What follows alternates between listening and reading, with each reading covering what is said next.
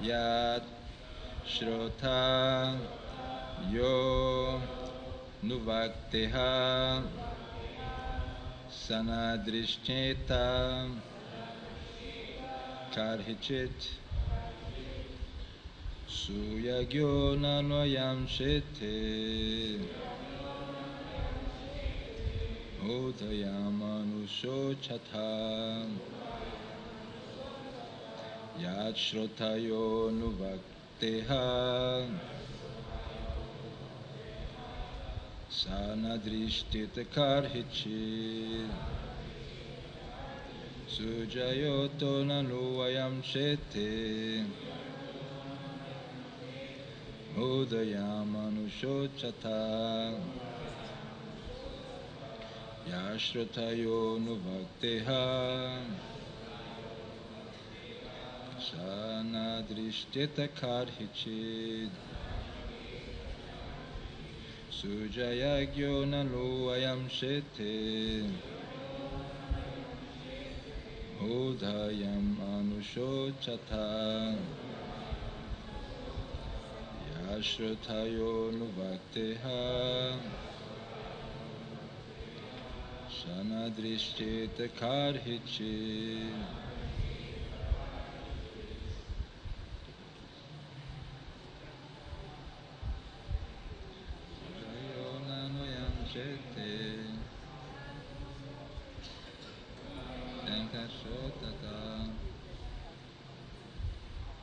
Yashrotayo Nuvakteha Sanadrishteta Karhichit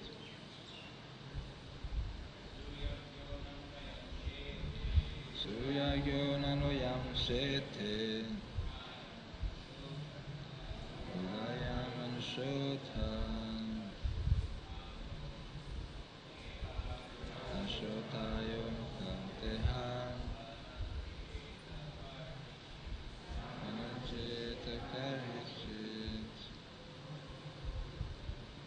Mataji's?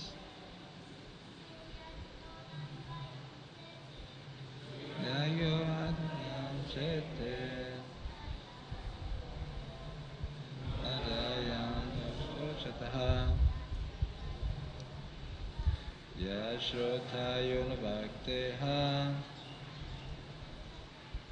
Shanadrishteta Karhichit Suyagyo. The king named Suyagya. Nanu, indeed, I am this. Shete, lies. Mudaha, O foolish person. Yam, whom. Anushochata, you cry for. Yaha, he who. Shrota, the hearer. Yaha, he who. Anuvakta, the speaker. Iha, in this world. Saha, he. Na, not. Drisheta, is visible. Karhichit, at any time. So this is the translation by Srila Prabhupada. Jamaraj continued, O lamenters, you are all fools. The person named Suyagya, for whom you lament, is still lying before you and has not gone anywhere. Then, what is the cause for your lamentation? Previously he heard you and replied to you, but now, not finding him, you are lamenting. This is contradictory behavior, for you have never actually seen the person within the body who heard you and replied. There is no need for your lamentation for the body. You have always seen it lying here. Please repeat. Yamaraj continued, O lamenters, you're all fools.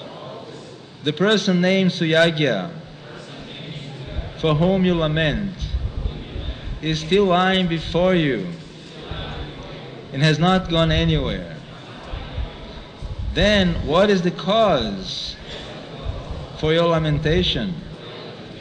Previously, he heard you and replied to you, but now, not finding him, you are lamenting. This is contradictory behavior. For you have never actually seen the person within the body who heard you and replied. There is no need for your lamentation. For the body you have always seen is lying here. Prabhupada. Now Prabhupada is going to give us some light with his transcendental purpose. The instruction by Yamaraj in the form of a boy is understandable even for a common man. A common man who considers the body, the self, is certainly compared to an animal. Yasatma buddhi kunape tridandatuke saeva go karaha. But even a common man can understand that after death a person is gone. Although the body is still there, a dead man's relatives lament that the person has gone away. For a common man sees the body but cannot see the soul. As described in the Bhagavad Gita, Dehinusmi yata dehe, the soul, the proprietor of the body, is within. After death, when the breath within the nostril has stopped, one can understand that the person within the body who was hearing replying has now gone. Therefore, in effect, the common man concludes that actually the spirit soul was different from the body and has now gone away. Thus, even a common man, coming to his senses, can know that the real person who was within the body and was hearing replying was never seen. For that which was never seen, what is the need of lamentation? Srila Prabhupada ki. Om Jnana Timirandasya Jnana Janan Shalakaya Chakshur Anmilitan Jaina Tasmaye Shri Gurave Namaha. Panchakalpa Tarubhyascha Kripa Sindhubhya Evacha Patitanam Bhavanibhyo Vaishnavibhyo Namo Namaha. Jaya Shri Krishna Chaitanya Prabhu Nityananda Shri Advaita Gadadhar Shivasadi Gaura Bhakta Vrinda. Hare Krishna Krishna Krishna Hare Hare, Hare Rama Rama Rama Hare Hare.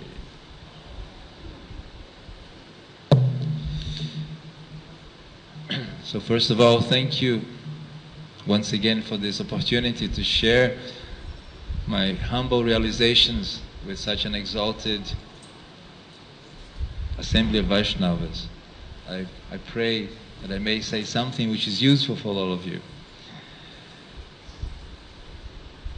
Just to give a little context, the seventh canto has started with two questions. The questions are coming from the previous canto. And the first one is about if the Lord is really equal to everyone, if He's impartial. And this question is coming, why is the Lord protecting the demigods and Indra, and He is here killing the demons? So that is the question.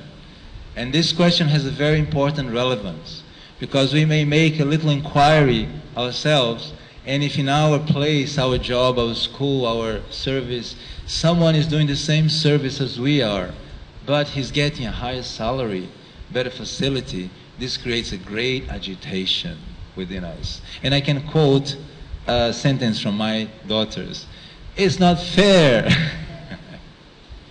They come with this universal question. It's not fair. She got 2 and I only got 1. So that is something that affects from children to the higher realms of Satyaloka. Within the demigod, it's a big question. The fairness question. And the second question is, how come Shishupal, which was attacking the Lord personally, he got liberated, while Lord Vena, doing less than that, got doomed to go to hell? So these two questions are going to now create the scenery for the Srimad Bhagavatam to be told. And then this question is made from Parikshit to Shukadeva Goswami, who then refers to a dialogue which exists between Narada Muni and Yudhishthira Maharaj. Because this is Srimad Bhagavatam. Srimad Bhagavatam is such an exalted literature that it starts from the point of pure bhakti. Srimad Bhagavatam starts rejecting all the motivated and mixed religions, and it's starting talking to the devotees. So the Srimad Bhagavatam is the scriptures for the devotees. Up to then, all the scriptures, they are all encompassing, and words like the divine, the supreme is used to have everybody on that page. But as it progresses, it comes to the grounds where the Srimad Bhagavatam is really talking about the most supreme and purest message, which is to go back to Godhead in a spirit of pure, unalloyed devotion to the Lord. So this is Srimad Bhagavatam. And it's being told in such a way that the stories refer to other stories which have already illustrated that point. So to answer these two questions posed by Parikshit Maharaj to Shukadeva Goswami, Shukadeva Goswami refers to a conversation which is given by Narada Muni to Yudhishthira Maharaj. And here he describes the story of Hiranyakashipu and why he appeared. And then in the course of time, we came to understand that he's very upset with the death of his brother Hiranyaksha. And this is upsetting his plans. And this leads now to a full description of the demoniac nature. And this question is actually posed on the last verse of the first canto. It's the 7.148, when the question is, why is such a big enmity between Hiranyakashipu and Prahlad Maharaj? So the sages have been answering these questions. And the first question about the impartiality of the Lord is addressed by saying that the Lord himself is not affected by the modes. So here, Shukadeva Goswami defines that the Lord himself, in the first verse of the first chapter, he defines the supremacy of the Lord, and that the Lord is transcendental to all the material nature. But the jiva, when is in contact with this material world, it associating with the modes, it takes one of the qualities. And by taking on the qualities, it takes a certain type of work. The demigods, being engaged in protecting the whole universe, they are naturally more favored by the Lord. But just because this service has a nature which is protected, while the demoniac service is not at all worried about the welfare of humanity. In reality, there's a point where Prabhupada actually says, if you are really engaged in fully pushing the movement of Krishna consciousness, you are a demigod. So Prabhupada already equates that. Doing the service in alliance with the parampara is already a qualification to put the devotee in a demigod situation. And this discourse is building, and as it's building, it's clarifying what is happening in this present age by describing the nature of the demoniac nature, and how it is the demoniac nature which is making the demons get in trouble. It's not the Lord who is personally not favoring them. They chose to associate with those modes, and therefore they are punished. Just like all of us are under the Indian rules, being this country. And if we decide voluntarily to break the laws, like for example, not registering at FRO, we get our troubles. Some of us have gone through that. But if you actually follow the laws as you leave, it's very, very easy. Actually, there was once, it only took me 5 minutes to get through the FRO, and I said, wow, it's not as bad as they say. So, according to what we do, then there is a reaction in the universe. So here, it's been described that the Lord actually is impartial, and the Lord actually, He is completely transcendental to the material world, and He says personally in verse 9:29 of the Bhagavad Gita that He's enemy to no one, He's the well-wisher of all, and He is completely impartial to all. So He's defining His position. So that doubt being clarified, now the second question about Shishupal has been addressed, so I won't really go into that, how it's a pastime. And then the question about Prahlad Maharaj really brings in the demoniac nature. What is the nature of the demons? And right in verse 8 of the second chapter, it's been defined that one quality of the demons is very attached to blood. And this will lead to a whole series of definitions of what is the demoniac nature. And I'd like to share with you because I find it very revealing to go through the sequence.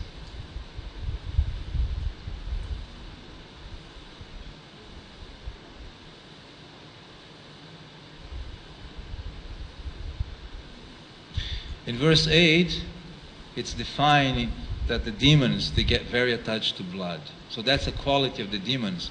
And you can see how the modern slaughterhouses, they are so full of blood. It's just a blood industry. If you see the videos, it's so inauspicious. I don't recommend anyone to see it. The little part I was able to see before I just got disease inside my mind, it's just about blood. There's nothing. It's just producing blood. Then in verse 11, the next strategy of the demons is thinking, the power of the demigods come from the sacrifice of the Brahmins. So let's kill all the Brahmins. So we'll stop the sacrifice. And in that line, Hiranyakashipu actually ordered to go to every village, kill the Brahmins, uproot the trees, and destroy all that is producing, so that civilization would stop. And then, finally in verse 12, a full picture comes to mind. And I'd like to hear what it says. Destroy good protection for the Brahmins and cows, and set fire to the places and cut trees wherever the Vedas is studied in terms of the Varnashram Dharma. So here the three elements which actually produce the demoniac nature is revealed. You destroy the protection of the Brahmins, who is always worried about the welfare of humanity. You unprotect the cows. And finally, the Vedas being studied in the parameters of Varnashram Dharma. Then Prabhupada says in his purport, the picture of a proper human civilization is indirectly described here.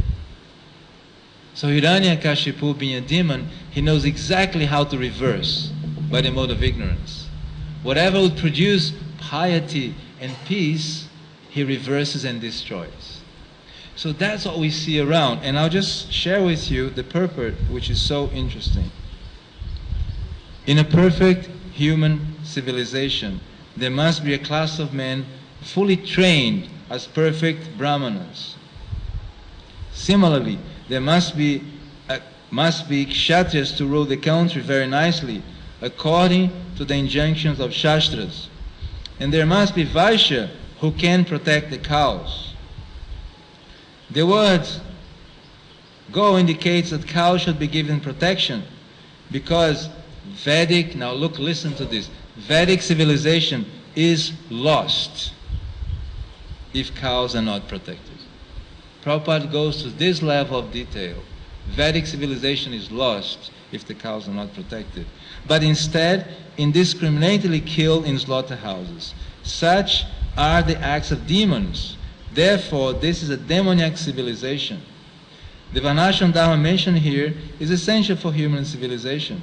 Unless there is a Brahman to guide, a Kshatriya to rule perfectly, and a perfect Vaishya to produce food and protect the cows, how will people live peacefully? It is impossible. This is Prabhupada saying. Prabhupada is not a man of impossible words. He even criticizes that. But here, he uses it is impossible. So the very essence of a peaceful human nature is being described here. And Hiranyakashipu is trying to establish exactly the opposite. So this is the answer to the question of Yudhishthira Maharaj, why Prahlad Maharaj, was there so much enmity between Hiranyakashipu and Prahlad Maharaj?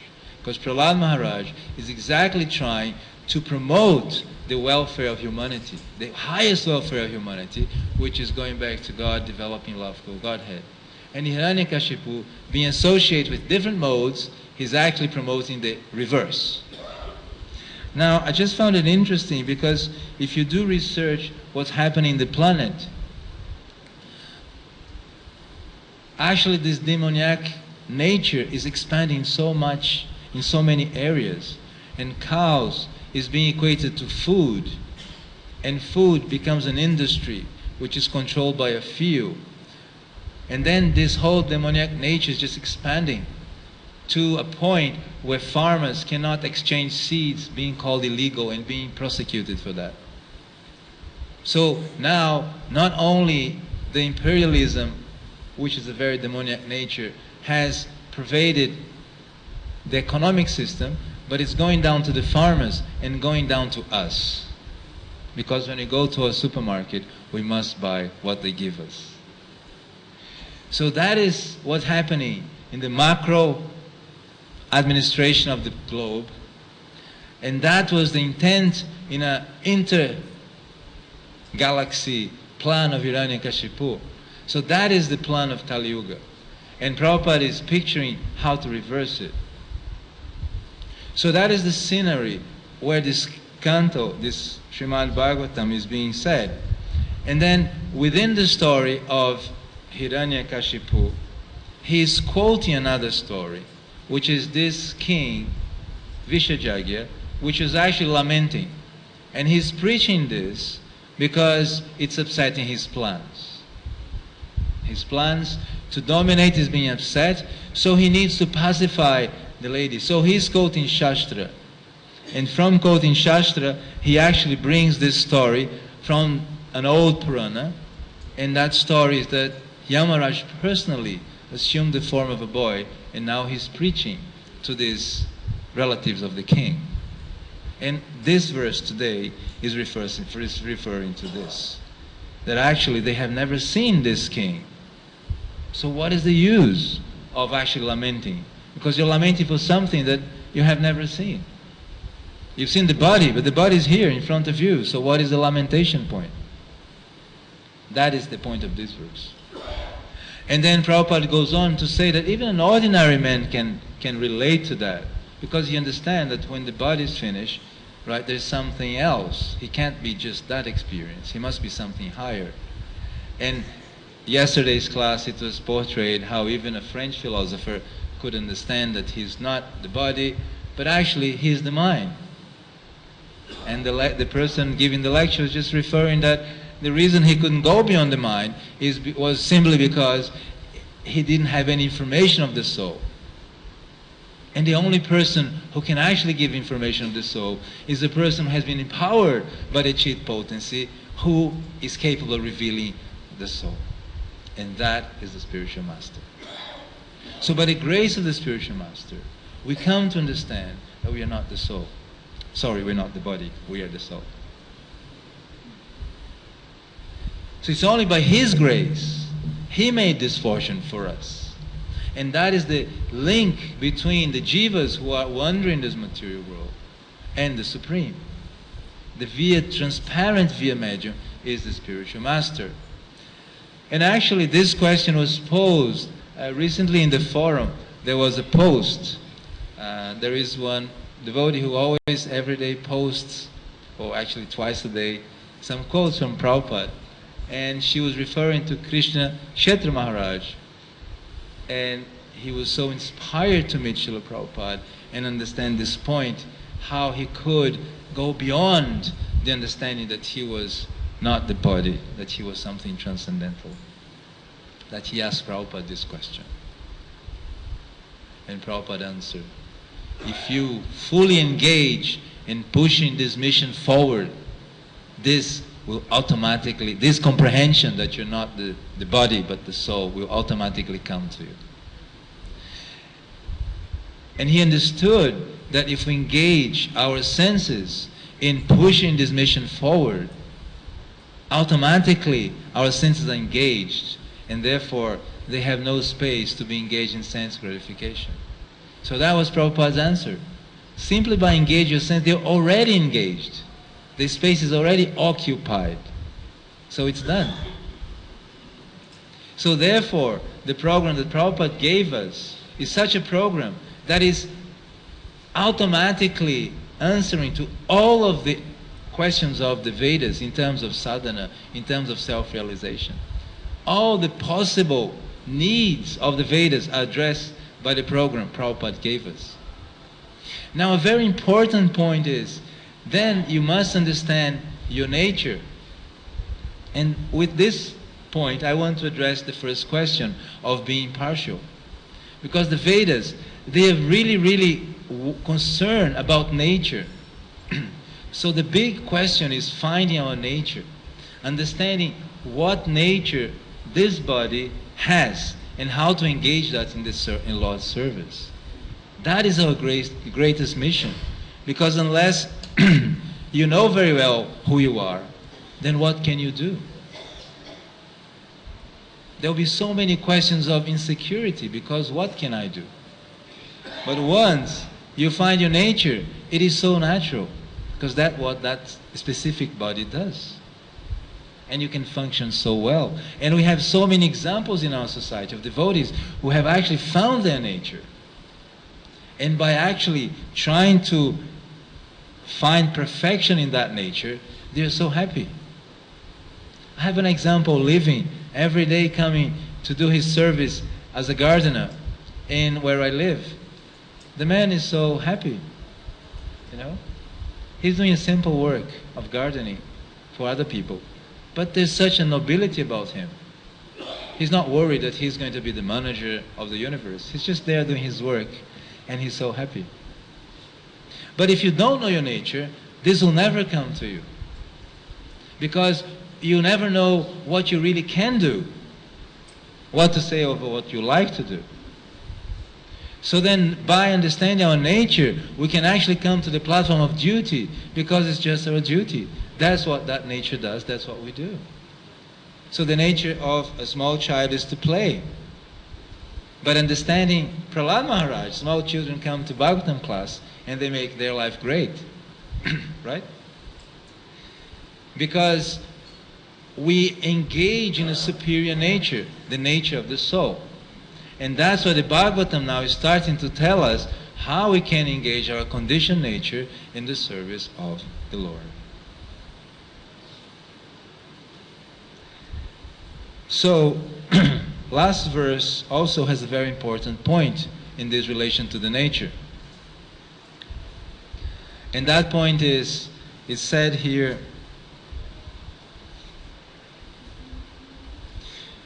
as fire, although situated in wood, is perceived to be different from the wood.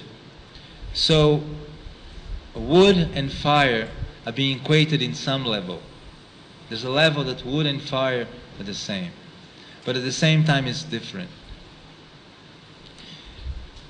So here the previous verse brought the point of being separate from the Lord. So we are separate from the Lord, but at the same time, there is something which unifies us to the Lord. So understanding our conditioned nature will help us to know what we can do in the service of the superior Lord. And that is the secret of self-realization. Because when you do understand that nature, and you can only understand that through listening submissively to the spiritual master. When you do understand, you can do so much. You can become such a productive person in life. And actually, happiness can come just by executing your duty. But as it was mentioned on Sunday class, at least satisfaction will be there. You'll be satisfied with what you have. You'll be satisfied with your karma. And my spiritual master used to tell me, you have to make peace with your karma. He used to say that.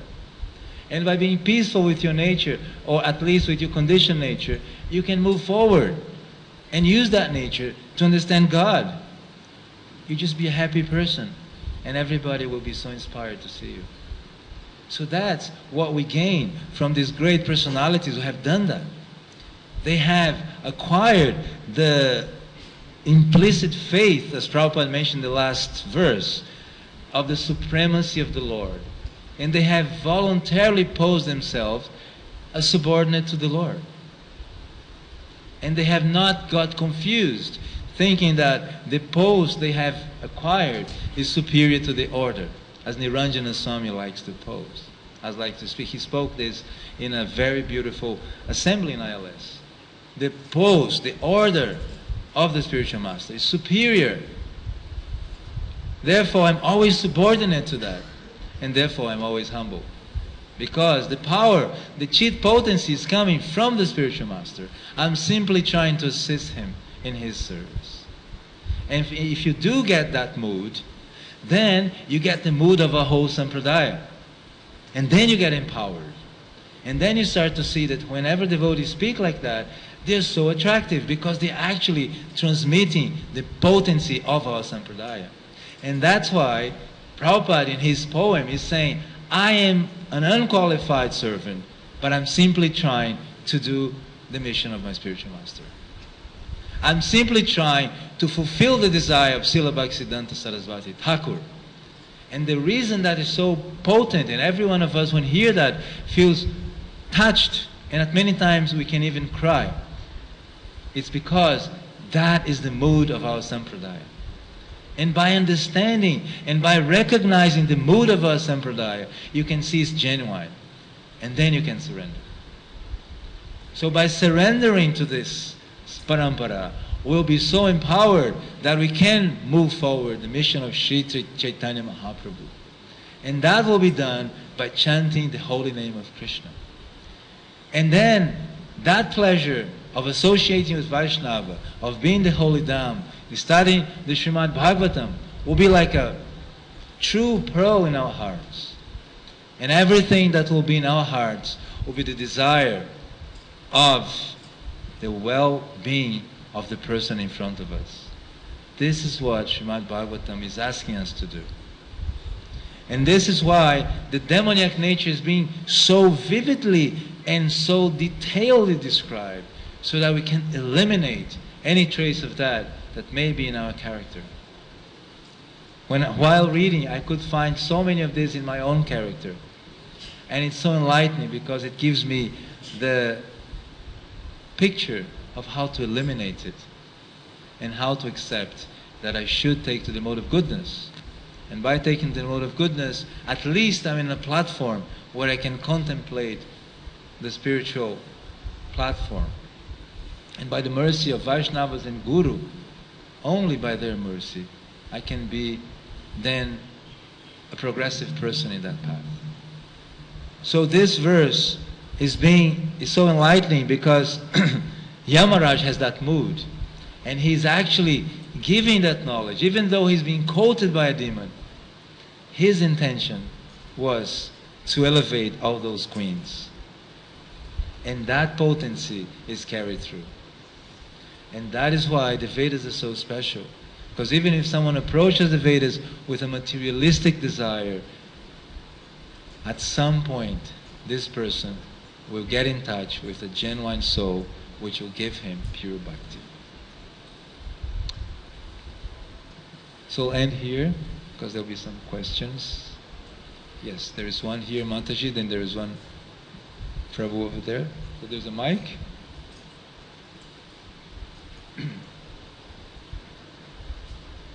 Oh yes, the mic is here, sir.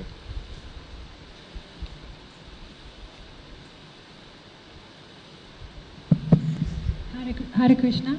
Prabhu, you said the chit potency comes from the spiritual master. What do you mean by that? Sorry? You said the chit potency comes from the spiritual master. What do you mean by that? The chit potency is the potency which comes from the spiritual world and gives you that ecstasy in kirtan. Or when you hear a spiritual master saying something which is so relevant to your spiritual life, it touches your heart. What touched you was the chit potency which came through him.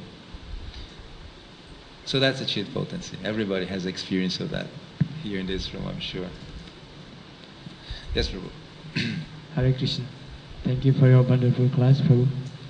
So, as what Prabhu mentioned in one purport that you read, that in order to maintain Vedic culture, we need to protect the cows. So protecting the cows means not only protecting them from slaughterhouse, but also to make the cows happy. So the cows need to be brought to the grazing field. And now the fact that we face in Sridham Mayapur especially, that so many big buildings coming up. And practically speaking, that Mayapur soon will become city. So there will be no place for grazing the cows. So how to maintain the Vedic culture if we don't make the cows happy, don't protect the cows properly? Because Mayapur will become city very soon. Can you give a comment on that? Sure. Thank you for your question. It's a very important question in the discussion because we usually think cities are not part of the scenery, but they are. Dwarka is a city, and so many, Indraprastha is a city, and all of them protect the cows. So your question is relevant in many ways, and one way which is relevant is that we must initially become aware that it's important to protect the cows. It always starts from awareness. And many souls have dedicated many years of their lives. Balabhadra Prabhu has been discussing this with Manager for years. And he just posted on his forum recently the history of the scalp, how he did it, what he did, and many things he did. Now you see that so many people talk about that, so we can see that the topic has gone broader. Now we need to go to a third stage. What does it effectively mean to protect the cows? It's not just brushing them, that's part of it. It makes them happy. Making the cows happy actually means engaging them in Krishna's service. Because the only way any jiva can be happy is to be engaged in Krishna's service. So the cows can be engaged in Krishna's service by, one, making the scenery very beautiful and in the mode of goodness. Secondly, offering so many foodstuffs and elements for the pleasure of the Lord. Thirdly, they can procreate bulls who can plow the land strongly and we can have so much grains. And the bulls, they can do so much. They can take care of our economy problems. Transportation. Just take transportation. Make one simple taxi system from here to the Ghat and have 200 of that doing that. It's a good business if anybody's interested. Engaging the bulls in producing energy locally, transporting the pilgrims inside. It's ecological, it's clean, it's dharmic. The bulls are engaged. So there's so much scope to do that in a city. Can you imagine so many villages producing grains and supplying the city in harmony? So there's so many possibilities of that. But we must know what is our nature, how we can engage that nature, and what positively we can speak. Level 1 is awareness, that's very good. But in practice, what can I do? So actually, if you look around the villages when they protect cows, the whole village is engaged. Cows is not a number. Cow is a personality in their family. And if someone travels, the cow can go to another villager. When he comes back, he takes his cow back. So there's a whole system of relationship there. And the cow science itself is so vast. If you go in a very small book called the Vraj Vilastava, on 8th verse, Nandagram is described. And there, Raghav Pandit Swami, he just says, simply for the pleasure of the cows, Lakshmi Devi went into the cow dung. Also the 8 cities went right there. So everybody today is looking for opulence, and that they're worshipping Lakshmi, Mother Lakshmi, but she's there already in Nandagram for the protection of the cows. So if we understand Prabhupada's words very clearly, he says without that protection, without teaching Varnashram Dharma, which means developing the qualities of Varnashram Dharma, we must be very clear on that. A Brahman being truthful, a Kshatriya being protective, a Vaishya being good in giving good things for humanity, not just anything which makes profit. I do something which has value for humanity. That is the value of a Vaishya. He's proud of that. Nobody makes a better ghee and milk than I do, and my cows are never slaughtered. That's his pride. A Kshatriya is proud that nobody in his kingdom is suffering. And there is enough rain by enough yagya made by the Brahmins. That is the quality of a Kshatriya. And the Brahman, he wants to teach, he wants to share the knowledge for the welfare of humanity. So those are the qualities we're looking for. And it will take time. Because qualities take time. Quality is not something you produce in China and sell in America. Quality is something which takes years of production. Take the Swiss watches. They lasted for such a long time. So, China is also catching up on quality, I heard. And now so many wonderful devotees are there, and such nice preaching is coming there. So, I hope I answered your question. One more question, we'll have a little time for that.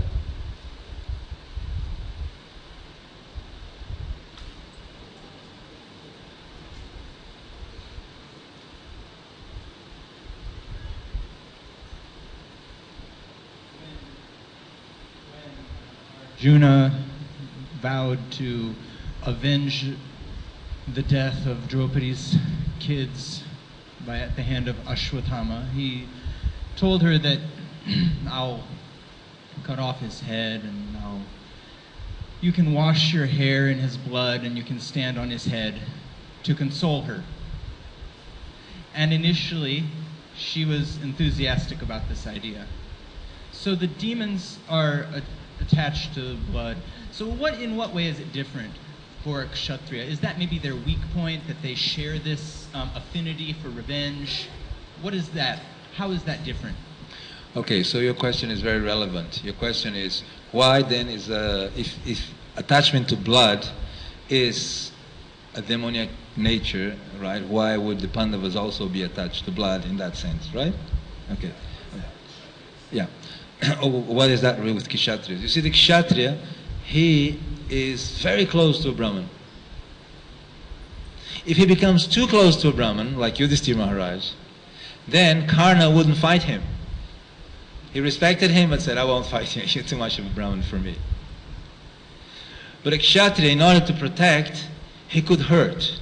But that's what a Kshatriya means. He can hurt to protect. But the emphasis is on protection. Hurt is a secondary nature. The demons, the emphasis is on exploiting. And he may protect to get his exploitation. So there's a big difference. So in the case of Arjuna, he's simply referring to the nature of a Kshatriya, an angry nature which is allowed to kill. And he could use that resource to pacify Draupadi right there.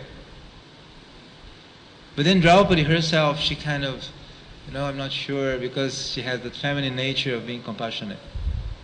As a Kshatriya, he won't be compassionate, but he will listen to a Brahman immediately. So when a Brahman steps in, immediately he can soothe the Kshatriya down. So that's a perfect system. At any moment, you may press the button and the whole system may equate. It's a wonderful system. In North America, have this system, like one button and another button, but someone may get crazy and all the buttons, and then the whole destruction is there. The Vedic system allows a system where you can call in the Brahman and immediately he can pacify everyone. That is the potency of a Brahman. Jai. Okay, so end here, otherwise we'll be in trouble with this notice right here. So thank you very much, and I apologize if I did say anything which was not appropriate for the moment. Hare Krishna. Hare Krishna.